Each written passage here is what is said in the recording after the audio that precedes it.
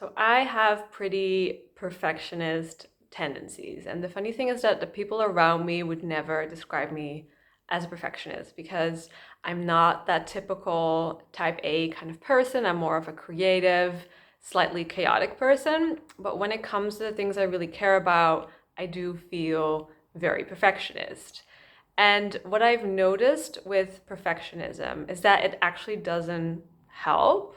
Um, Normally, when I'm just in the flow, I'm curious, I'm sort of creative, and I'm creating from this place of like fun, playful energy.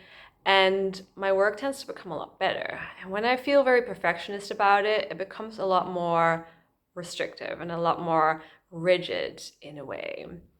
And I've noticed this even in my body. So when I'm just creating from a place of like, okay, I'm gonna I'm gonna do something fun today, it feels very light. My body feels very open and my breathing flows. And then when I start feeling perfectionist, like my muscles will tense up, my breathing will become more shallow.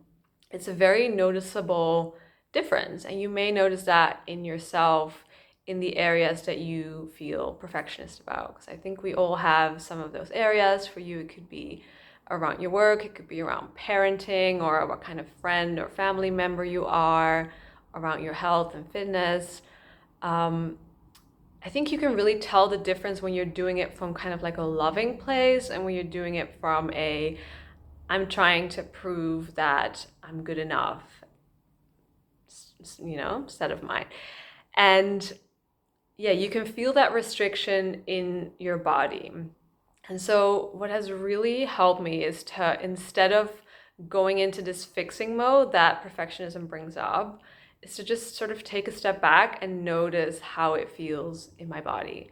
And this can feel very unnatural because perfectionism wants you to move into action and fix it and make things better. So to just sit there and be like, how does this feel? Can feel very, very unnatural at first.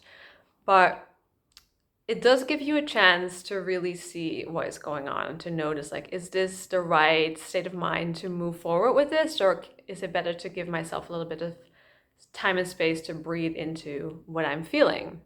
Because when you allow those feelings to come up, you'll notice that usually it has something to do with fear. And you fear not being good enough, which is a very universal fear that all of us have on some level.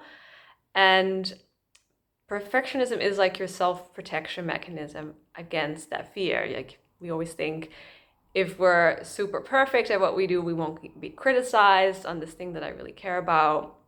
And we become like really rigid, trying to control how others perceive us and how we perceive ourselves. But it doesn't actually improve anything. It sort of keeps the problem in place. So I think whenever you give yourself a little chance to notice, like, hey, this is what really is going on, it's fear, you can ask yourself, like, what do you need? Like, what do you need to make this a little bit more fun, a little bit more flowy? Perhaps you want to just take a pause and go for a walk instead and come back to it. And then try to sort of add in a little bit of a different energy. Because the thing is, like, the result of the work we do from that perfectionist place usually isn't that good. It's really much better when we do things from a space of like a playful, fun energy, like a curiosity, rather than this sort of really rigid energy. But it does take a little bit of courage to be able to take a step back when it comes up.